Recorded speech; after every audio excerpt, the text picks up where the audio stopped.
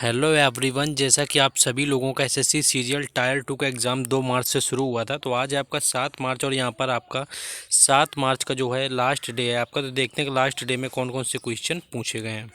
पहला जो क्वेश्चन आपका आया हुआ था कि कंट्रोल प्लस ई का यूज किसके लिए किया जाता है। तो पैराग्राफ को सेंटर अलाइन करने के लिए कंट्रोल प्लस ई का उपयोग किया जाता है और पैराग्राफ को राइट अलाइन करने के लिए आपका कंट्रोल प्लस आर का उपयोग किया जाता है। तो ये कंट्रोल प्लस ई यहाँ पर लेफ्ट को अलाइन करने के लिए, आपका सेंटर अलाइन करने के लिए था। पैराग्राफ को आपको दोनों साइड से जस्टिफाई अलाइन करने के लिए कंट्रोल प्लस जे का उपयोग किया जाता है। जबकि हाइपर लिंक बनाने की बात करें तो कंट्रोल प्लस के का यूज करके यहाँ पर हाइपर लिंक क्रिएट किया जा सकता है। तो ये क्वेश्चन आपका यहाँ पर पूछा गया था। नेक्स्ट क्वेश्चन था कि एम एस एक्सेल में रो को सिलेक्ट करने की शॉर्ट की कौन सी है। तो एम एस एक्सेल की बात करें कि रो की आपको सिलेक्ट करना हो तो पंक्ति का चयन करने के लिए शिफ्ट प्लस स्पेस बार का आपका यूज होता है, जो कि आपका एम एस एक्सेल में रो को सिलेक्ट करने के लिए किया जाता है। ये आपका Alt plus L plus R ऊपर एक नई पंक्ति को जोड़ने के लिए यहाँ पर आपका यूज किया जाता है, Alt plus L plus R. लेकिन आपका पूछा गया था रो सिलेक्ट करने के लिए शिफ्ट प्लस यहाँ पर आपका स्पेस बार राइट आंसर था। नेक्स्ट क्वेश्चन था which is not a magnetic disk, यानी कि जो hard disk, zip disk or floppy disk are common example of magnetic disk. तो यहाँ पर जो मैग्नेटिक डिस्क आपकी हैं तो इनमें आपका हार्ड डिस्क आता है, जिप डिस्क आता है, फ्लॉपी डिस्क आता है। ये सारे आपके मैग्नेट डिस्क के अंदर आते हैं। मेमोरी कार्ड आपको दिया होगा जो कि आपका नहीं होगा इसमें। नेक्स्ट क्वेश्चन था कि एक नेटवर्क डिवाइस जिसका उपयोग कंप्यूटर और फिल्टर नेटवर्क को जोड़ने के लिए किया जाता है। कंप्यूटर आपका जो होता है इसमें कि कंप्यूटर में आपका फिल्टर नेटवर्क को जोड़ने के लिए किस डिवाइस का यूज किया जाता है। तो राउटर यहाँ पर राइट आंसर हो जाएगा। राउटर एक हार्डवेयर डिवाइस है जो आपको कई कंप्यूटर और अन्य डिवाइस को एक ही इंटरनेट कनेक्शन से कनेक्ट करने की अनुमति देता है, जिसे होम नेटवर्क के रूप में जाना जाता है। कई राउटर वायरलेस होते हैं जो आपको होम वायरलेस नेटवर्क बनाने की अनुमति देते हैं, जिसे आमतौर पर वाईफाई नेटवर्क के रूप में आपका जाना जाता है। तो इसे ही आपका वाईफाई नेटवर्क कहा जाता है, जो कि आपका राउटर आपका जिस तरह से आपको एक डिवाइस से आपके मतलब एक नेटवर्क डिवाइस से कई कंप्यूटर आपके जोड़े जा सकते हैं।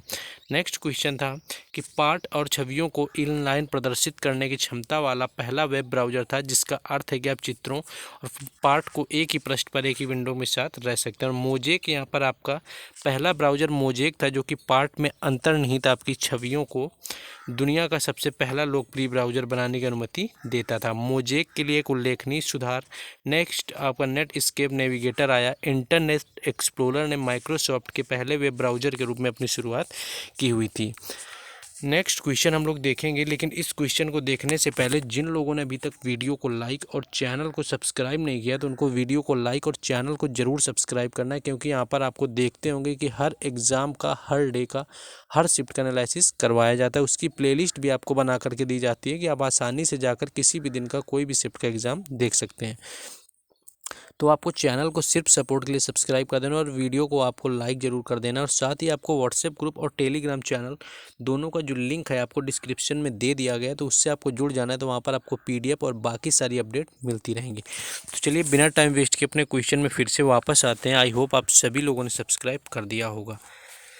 क्वेश्चन ये था कि which browser is launched by Microsoft company, यानी कि माइक्रोसॉफ्ट जो कंपनी है उसने किस तरह के यानी कि कौन से ब्राउज़र को लॉन्च किया था। तो माइक्रोसॉफ्ट एज आपका है is a proprietary cross platform web browser created by Microsoft. तो यहाँ पर माइक्रोसॉफ्ट एज जो था आपका ये यहाँ पर आपका लॉन्च किया गया था माइक्रोसॉफ्ट कंपनी के द्वारा, जो कि एक तरह का आपका वेब ब्राउज़र रहा हुआ है। नेक्स्ट क्वेश्चन था कि आपके आईडी और पासवर्ड को कौन सेव करता है। अगर आपके आईडी और पासवर्ड की बात करें कि इसे कौन सेव करता है, तो की लॉगर्स आपके द्वारा दर्ज की गई क्रेडिट कार्ड की जानकारी, आपके द्वारा देखी जाने वाली वेबसाइटों और आपके द्वारा उपयोग किए जाने वाले पासवर्डों को आपका ट्रैक कर सकता है। इसी तरह आपका की लॉगर एक ऐसा प्रोग्राम होता है जो सभी की स्ट्रोक्स को रिकॉर्ड करता है एक कंप्यूटर में। ये ऐसा करने के लिए एक यूजर के इनपुट और मॉनिटर आपका करता है और साथ में ही एक लॉग में मेंटेन रखता है सभी कीज़ का, जिससे कि आपका प्रेस किया जा सके। तो ये आपका की लॉगर से संबंधित यहाँ पर क्वेश्चन आपका पूछा गया था।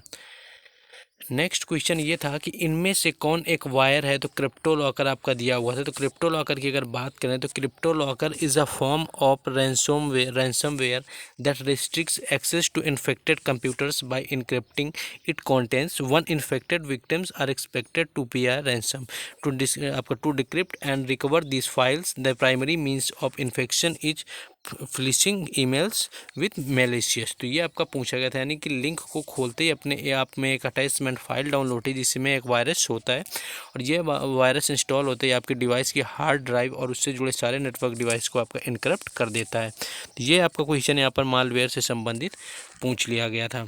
वहीं अगर आपका कंट्रोल पैनल की बात करें तो ये आपका कंट्रोल पैनल है वह भाग होता है जो ऑपरेटिंग सिस्टम द्वारा प्रदान किया जाता है। विंडोज़ में सेटिंग को बदलने का कार्य इसी के माध्यम से किया जाता है। यह कंप्यूटर को पूर्ण रूप से कंट्रोल करने का आपका कार्य करता है, जिसके कारण इसे आपका कंट्रोल पैनल कहा जाता है। तो ये आपके ऑप्शन में गिवन थे, तो उनके बारे में डिटेल दे दिए। एक मेमोर एक प्रकार से हाई स्पीड मेमोरी होती है। अगर मेमोर की बात करें जो कंप्यूटर के प्रोसेस के दौरान निर्मित होता है, और यह वर्तमान में अगर बात करें तो प्रोसेस हो रहे डाटा इसी प्रकार निर्देशों का परिमाण के रूप में स्टोर करके रखने का कार्य करता है। रजिस्टर मेमोरी अन्य प्रकार की मेमोरी की तुलना सबसे तेज और सबसे कम स्टोरेज क्षमता आपका रखता है। तो ये क्वेश्चन यहाँ पर आपका एक पूछा गया था। वहीं अगर बात कर लें और आपका जो बाकी सब्जेक्ट में कैसा क्या हाल है, तो मैथ्स जो आया हुआ था आज का काफ़ी ईजी था, यानी मैथ आपका काफ़ी ज़्यादा ईजी रहा। जिनका थोड़ा भी प्रैक्टिस रहा हुआ है अच्छा खासा आपका मैथ का क्वेश्चन इन लोगों ने कर लिया है। यानी कि एक यहाँ पर आपका वो ऐसा क्वेश्चन था जो थोड़ा आपका डिफ़िकल्ट हुआ था, जो कि प्रोबेबिलिटी से पूछा गया था, 12th लेवल का था, जाके जिसने ज़्यादा डीप में नहीं पढ़ा होगा तो वो आपका थोड़ा यहाँ पर डिफ़िकल्ट हो गया था कुछ लोगों के लिए, जो कि प्रोबेबिलिटी का क्वेश्चन था। बाकी ऑल अदर क्वेश्चन जो थे आपके मैथ को लेकर के वो काफ़ी ईजी क्वेश्चन रहे हुए थे यहाँ पर। वहीं अगर रीजनिंग की बात कर लें, रीजनिंग का आपका जो क्वेश्चन था आपका इजी था। रीजनिंग का लेवल भी आपका उतना ज़्यादा टफ नहीं रहा है। दो मोड क्वेश्चन थे आपके, स्टेटमेंट अजम्पशन से लेकर के यहाँ पर स्टेटमेंट जो अजम्पशन होता है उसके आपके दो मोड क्वेश्चन यहाँ पर पूछे गए थे। बाकी अगर बात करें तो आपका दो डाटा इफिशियंसी थे जो आपके ईजी थे। एक क्वेश्चन आपका इक्वालिटी से था, वो भी ईजी था। नॉन वर्बल से आपका एक फिगर सीरीज आया हुआ था जो कि मॉडरेट लेवल का था, ज़्यादा टफ नहीं था, लेकिन ईजी से वो कहीं ना कहीं ऊपर था। वर्बल रीजनिंग में जो भी आपका पूछा गया जितना सारा कुछ ईजी यहाँ पर आया वर्बल रीजनिंग में। इंग्लिश की बात करें तो इंग्लिश आपका ईजियर था, जैसे पहले की शिफ्टों में जैसे आए इंग्लिश के प्रश्न उसके अकॉर्डिंग यहाँ पर सही सरल था। 4 PQRS यानी आपके दिए हुए थे, जो कि आपके दो तो काफ़ी नॉर्मल थे, दो आपके यहाँ पर कन्फ्यूजिंग रहे थे। PQRS यानी कि जो पैरा जंबल आपके होते हैं। आपका रीडिंग कॉम्प्रहेंशन बिल्कुल भी कन्फ्यूजिंग नहीं था, ना कि आपका क्लोज टेस्ट ये भी आपका कन्फ्यूजिंग नहीं था। साथ ही ग्रामर और विकैप्स की बात करें आपका तो ईजी रहा हुआ था, तो ईजी आपका ग्रामर और यहाँ पर पोर्शन आपका काफ़ी ईजी रहा हुआ था। बस आपके दो जो पैरा जंबल थे PQRS वो थोड़े यहाँ पर कठिन रहे हुए थे, बाकी आपका सारा यहाँ पर ठीक ठाक था। और बाकी जीएस की अगर वही बात करें तो जीएस में आपका जैसा कि आपको बता चुके हैं कि जीएस में आपको यहाँ पर ना तो फेस्टिवल आया हुआ था, ना आपका म्यूजिक था, ना डांस था, ना कोई अपॉइंटमेंट था, तो इससे रिलेटेड आपका नहीं पूछा गया था। बाकी उसका वीडियो इससे पहले लगाया जा चुका है, चैनल में जाकर के आप आसानी से देख सकते हैं। तो जिन लोगों ने अभी तक भी वीडियो को लाइक और चैनल को सब्सक्राइब नहीं किया तो अब तो आपको करके ही जाना है। और बाकी व्हाट्सएप ग्रुप और टेलीग्राम चैनल दोनों का लिंक डिस्क्रिप्शन में। मिलते हैं नेक्स्ट वीडियो में। जय हिंद।